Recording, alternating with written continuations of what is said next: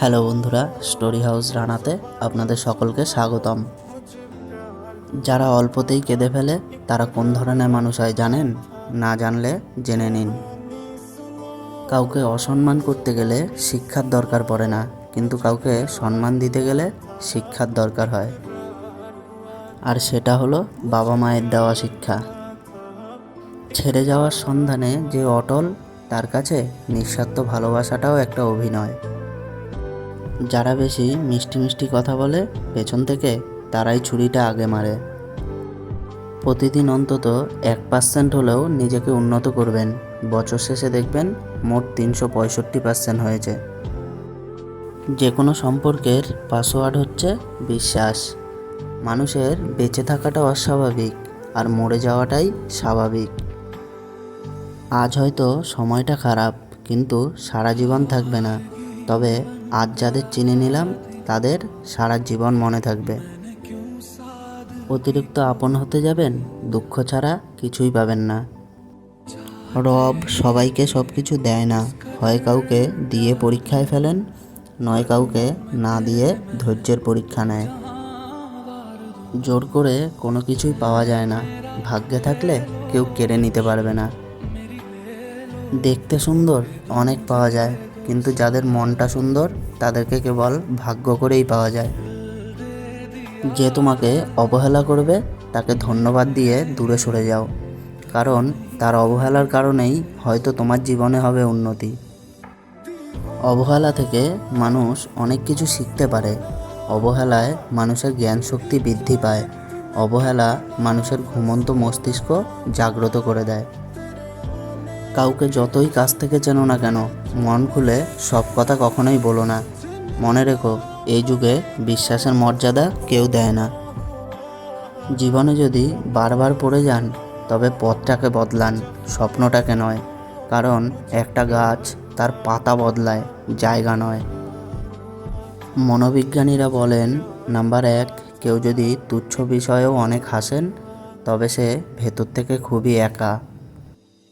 Number 2, যদি সে অতিরিক্ত ঘুমায়, তাহলে সে অসুখী। নাম্বার 3, যদি কেউ কম কথা বলে কিন্তু যেটুকু বলে খুব দ্রুত বলে, তাহলে সে কিছু গোপন করছে। নাম্বার 4, যে কাঁদতে পারে না সে দুর্বল প্রকৃতির। নাম্বার 5, যদি কেউ অস্বাভাবিকভাবে খাবার খায়, তাহলে সে কোনো মানসিক চাপে আছে। আর নাম্বার 6, যদি কেউ একটুতেই কেঁদে ফেলে, তার মানে সে নিরীহ ও কোমল হৃদয়ের। আর নাম্বার 7, যদি কেউ ছোটোখাটো বিষয়ে রেগে যায়, তার মানে তার ভালোবাসার দরকার। কথা বলতে যতটুকু যোগ্যতা লাগে, নীরবতা অবলম্বন করার জন্য এর চেয়ে অনেক বেশি যোগ্যতা লাগে। কাঁটা থেকে বাঁচার জন্য যেমন পায়ে জুতো পরা উচিত, সারা পৃথিবীতে কার্পেট বিছানোর দরকার নেই। ঠিক তেমনই, যদি তুমি শান্তি চাও, তাহলে নিজেকে বদলানোর চেষ্টা করা উচিত, অপরকে নয়। সৎ এবং মহৎ লোকেদের সমালোচনা করা খুবই সহজ, কিন্তু তাদের মতো হওয়াটা অনেক কঠিন। প্রেম করলে ঝগড়া হবেই। ঝগড়ার পর যদি আবার দুজনের মিল হয়, সেটাই ভালোবাসা। হারানোর যন্ত্রণাটা কেবল সেই বোঝে যে তার প্রিয় মানুষকে হারিয়েছে। মানুষগুলো কেমন যেন হয়ে গেছে, কেউ প্রয়োজন ছাড়া খোঁজও নেয় না। আমরা সবসময় মনে করি আমাদের স্মৃতিশক্তি খুবই দুর্বল, কিন্তু যখন আমরা কাউকে ভুলতে চেষ্টা করি, ঠিক তখন বুঝতে পারি আমাদের স্মৃতিশক্তি কতটা শক্তিশালী। স্বার্থপর মানুষরাই জীবনে ভালো থাকে, বাকিরা তো কেবল অপরকে ভালো রাখে। মানুষ কখনো ইচ্ছে করে বদলায় না।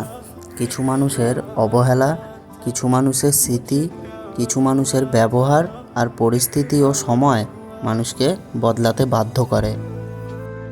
জীবন অভিজ্ঞতা থেকে বলছি, যত একা থাকবেন তত ভালো থাকবেন। বছরের পর বছর ধরে একটা মানুষকে কখনোই ভালো লাগতে পারে না। যদি ভালো লাগে, তবে সেটা ভালো লাগা না, ভালোবাসা। যে ব্যক্তি তোমাকে সত্যবাদী বলে বিশ্বাস করে, তার সাথে মিথ্যে কথা বলা নিকৃষ্টতম বিশ্বাসঘাতকতা। আপনার বউ চাকরি করুক আর নাই বা করুক, প্রতি মাসে তার হাতে কিছু টাকা দিয়ে বলুন, এই টাকাটা তোমার, ইচ্ছে মতো খরচ করো, আমি হিসেব নেব না। বিশ্বাস করুন, মেয়েটি কখনোই ইচ্ছে খুশি মতো খরচ করবে না, বরং আপনার বিপদের দিনে সেই সবার আগে পাশে এসে দাঁড়াবে। খারাপের সংস্পর্শে থাকলে ভালোটাও খারাপ হয়ে যায়। আমাদের বয়স বাড়ার সাথে সাথে ইগো বাড়ছে, আর ভালোবাসার মানুষের সংখ্যা কমছে। কাছের মানুষেরা ছেড়ে যাচ্ছে, আপন মানুষেরা ঠকাচ্ছে, এটাই বাস্তব সত্য। প্রিয়জন হারানোর চেয়ে ঘর হারানো ঢের ভালো। ঘর হারালে পথে থাকা যায়, কিন্তু প্রিয়জন হারালে না পথে থাকা যায় আর না ঘরে থাকা যায়। জীবনে কাউকে পাওয়াটা বড় কথা নয়, আপনি যাকে পেয়েছেন তাকে জীবনের শেষ পর্যন্ত কাছে পাওয়াটাই বড় কথা। সব ক্ষেত্রে অতীত ভুলে যাওয়াটা ঠিক নয়, কিছু ক্ষেত্রে অতীতকে মনে রাখা জরুরি। কারা আপনার বিপদে পাশে ছিল, কাদের মাধ্যমে আজ আপনি সফলতার চূড়ায় পৌঁছাতে পেরেছেন, ইত্যাদি, এসব আপনি কখনো ভুলবেন কি করে?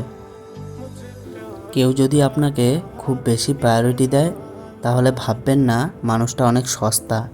আপনার কপালটা ভালো, কারণ পৃথিবীতে এত মানুষ থাকতে সে আপনাকেই প্রায়োরিটি দেয়, আপনাকেই সবসময় বুঝতে চেষ্টা করে।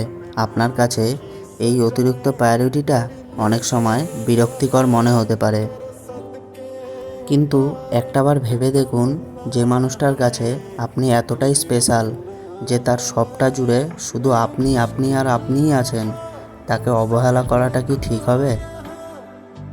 তার প্রায়োরিটিটাকে মূল্য দিতে শিখুন, হোক সেটা বন্ধুত্ব, ভালোবাসা কিংবা বেস্ট ফ্রেন্ডের সম্পর্ক।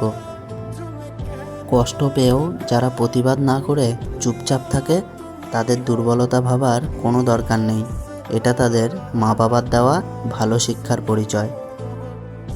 স্বার্থের টানে আত্মীয় স্বজন সবাই হয়তো ছেড়ে চলে যায়, কিন্তু স্বার্থের জন্য স্বামী স্ত্রীরা একে অপরকে খুব কম ছেড়ে যায়। কেউ আপনার না, এটা মাথায় রাখলেই অনেক কিছুই সহজ হয়ে যাবে। চাপ কম লাগবে, নিজেকে ফ্রি মনে হবে, যতটুকু পাবেন মনে করবেন বোনাস। কখনো কারোর সামনে নিজের সততা, ভালো হওয়ার কথা বলতে যাবেন না, কেননা আপনার প্রতি যার বিশ্বাস আছে তার কাছে তেমনটির প্রয়োজন নেই, আর যার আপনার প্রতি বিশ্বাস নেই সে কখনোই এটা বিশ্বাস করবে না। নিষ্পাপ হয়ে এসেছিলাম, পাপী হয়ে যাব, ভাবিনি এই পৃথিবীতে এত কষ্ট পাবো। বন্ধু বলো বান্ধবী বলো, কেউই আপন নয়, ক্ষণিকের এই পৃথিবীতে সবই অভিনয়। সবাইকে নিজের মতো ভাবতে যেও না, প্রতি মুহূর্তেই ঠকে যাবে। কথাটা তেতো হলেও সত্য। তুমি যার কাছে সোজা সরল হবে, সেই তোমাকে সস্তা ভেবে ছুঁড়ে ফেলে দেবে। ভিডিওটি ভালো লাগলে ভিডিওটিতে একটি লাইক করে চ্যানেলটিকে সাবস্ক্রাইব করে পাশে থাকা বেল আইকনটি প্রেস করে দেবেন, আর ভিডিওটি শেয়ার করে দেবেন। সবাই সুস্থ থাকবেন ও ভালো থাকবেন। ধন্যবাদ।